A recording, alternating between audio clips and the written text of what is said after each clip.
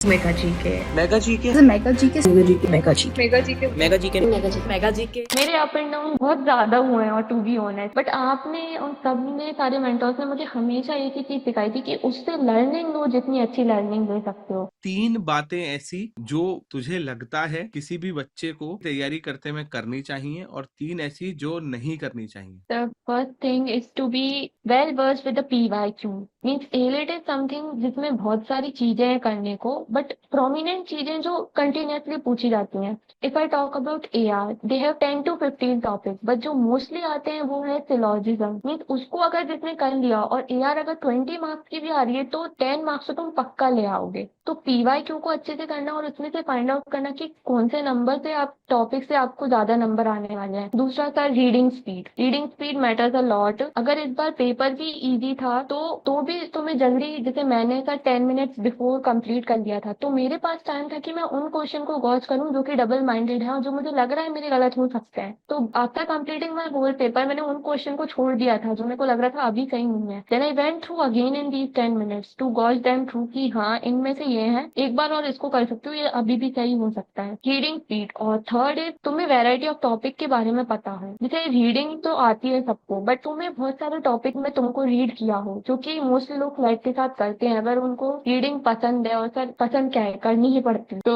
बहुत सारे टॉपिक के बारे में अवेयर रहते हैं ना। तो इंग्लिश के जो पैसेज आते हैं उनसे फेमिलैरिटी रहती है। जब पेपर इजी है तो ठीक है, वो पैसेज भी इजी है तुम जल्दी से उसे कर लोगे, बट बाय द टाइम अगर यही पेपर टफ आया है और लेंदी आया है और तुम इस टॉपिक से कनेक्टेड नहीं हो तो तुम्हारा टाइम वेस्ट हो जाएगा। बट वहीं अगर तुमने बहुत वैरायटी ऑफ टॉपिक रीड किए हैं, तुम सारे जॉनर से फेमिलियर हो तो you will have an edge through over other student. Exactly 3 चीजें जो बच्चे को तैयारी में नहीं करनी चाहिए इन ऑल, केवल एलिट भी और दिमाग के लिए भी, प्रेशर के लिए भी, हर चीज से जुड़ी हुई। The first and foremost thing is not getting too much anxiety and having the fear of failure while you are sitting and going to write the exam within 5 to 10 minutes, because this is the thing जिसने मुझे 2023 में पूरा paper मेरा खराब कर दिया। बोलने को तो वो पेपर भी इजी था, मतलब कई बच्चों ने टॉप किया है सर, मतलब पिछले जो भी पेपर आए थे उनके कंपैरिजन में इजी था। बट यही था कि जिसका माइंडसेट अच्छा है, जिसने ये सोच लिया कि ठीक है पेपर इजी आ रहा है, मुझे क्या करना है, मुझे बस अपना बेस्ट देना है। और सर ये बात रियलिटी है, मतलब मैं भी अब समझ पाई हूँ। पहले आप मुझसे कहते थे तो जब मेरे को भी इतना समझ नहीं आता कि कितना, अरे एक यार मुझे कितना एफर्ट, मैं सच बता रहा हूँ, ऑन रिकॉर्डेड इंटरव्यू बता रहा हूँ टू एवरीवन आउट देयर। हर बच्चा,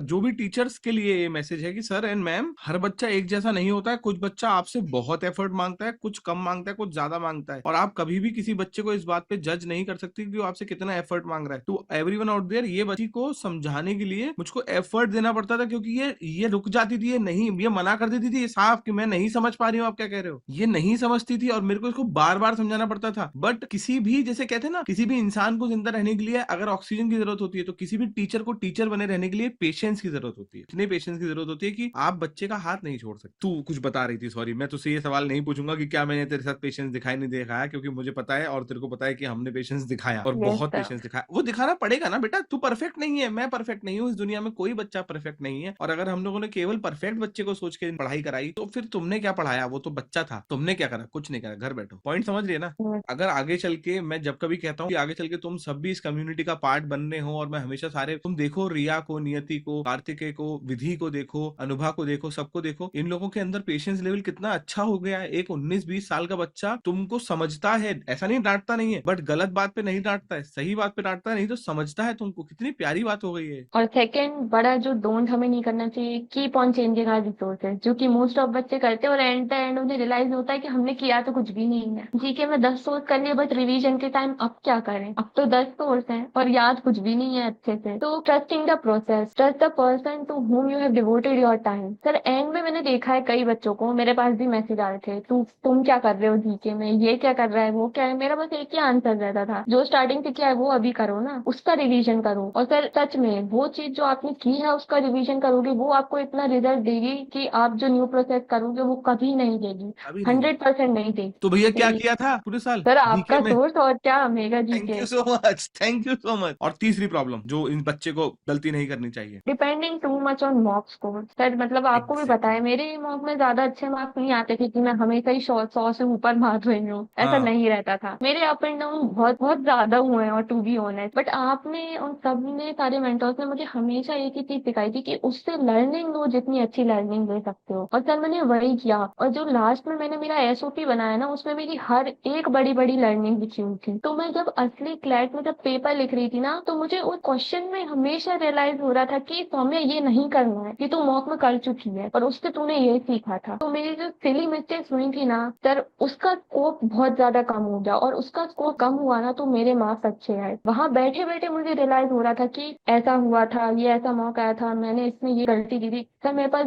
पूरी एक डायरी है जिसमें मैं हर मॉक देती थी, उससे हर एक बात एनालिसिस करती थी, और प्रॉपर मेरे पास हर एक मॉक का लर्निंग है। और सर मेरे हिसाब से सबसे ज्यादा जरूरी प्रोसेस है। इस बच्ची ने अभी अभी जो कह दिया है दोस्तों, इसने एक गोल्डन नगेट, एक जादू मंत्र, आपको एक ऐसी चीज बता दी है। अगर आपने ये मान ली, मैंने बहुत बच्चों के इंटरव्यू लिए हैं, बहुत ही कम बच्चे हैं जो इतनी डिटेल में कोर में जाके काम की बात कर पाते हैं। मैं दोबारा बता रहा हूँ, इसने अभी अभी जो कह दिया है ना इम्पोर्टेंट है। अगर आपने वो प्रोसेस फॉलो कर लिया, आपके सक्सेस के चांस मल्टीफोल्ड्स बढ़ जाएंगे अगर आपने उसको फॉलो कर लिया जो उसने अभी अभी कह दिया है। बहुत शानदार बेटा, बहुत शानदार। ये टेक्निकलिटी जो तू बोल गई ना अभी कि एसओपी बना के रखे थे मैंने, वो गलतियों के जो मैंने करी थी, सो दैट मुझे पेपर से पहले याद रहे कि वो गलतियां नहीं करनी। हम हर मॉक के बाद यही तो बात करते थे कि Saumya Patel, it is not about how much marks you are getting, it is more about that whether you are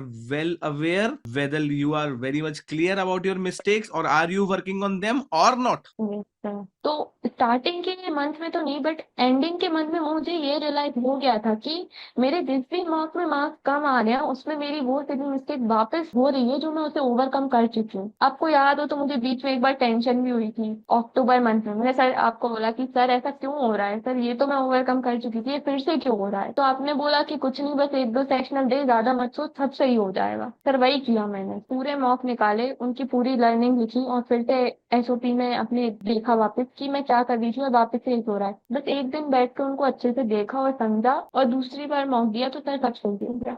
क्या बात है बेटा, बहुत शानदार, बहुत बहुत शानदार।